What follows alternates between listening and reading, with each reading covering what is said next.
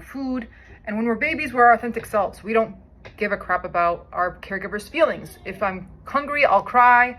I'll wake them up at the night, doesn't matter. But later on, if your caregiver is very annoyed with your crying and very annoyed with your expressing of emotion, you learn to repress these emotions, especially if you're in like a traumatic family, like the parents are addicts or they're totally emotionally unavailable, like they're neglecting you, and you realize it's, either you're punished for being a nuisance to them or you're totally neglected, and it doesn't, you have this learned helplessness where even if you cry, it doesn't make a difference. So you just don't cry and you don't express your emotion.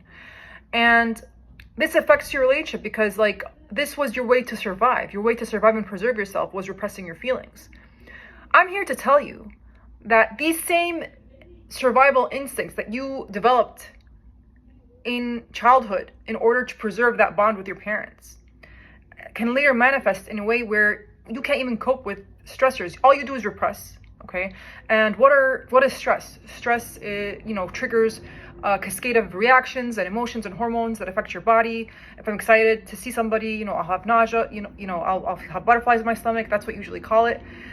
So imagine I'm repressing all of that. I've become blunted, right? That causes another reaction, a chain of reactions, where my immune system goes haywire. And either I'm more likely to get sick with the flu virus or, sinuses or whatever, or my immune system starts to attack itself and I have this multiple sclerosis or scleroderma and so forth.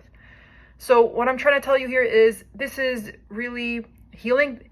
This is for my young women and men who want to learn from the past and help control the trajectory of their health into the middle age and into the end of life years where you can have a healthier life.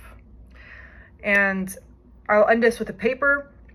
There's a paper in the 1980s, and it was in the Journal of Psychology and Neurosurgery, and it showed there were two groups, and 77% of the MS group, but only 35% of the control group experienced marked life adversity in the year prior to the appearance of disease. The excess in marked life adversity in the year prior to appearance of the disease. So this shows that there's a marked life stress. Usually in the 6 months before disease, this was very likely to happen to trigger a MS exacerbation. And now I have to go and see my beloved daughter.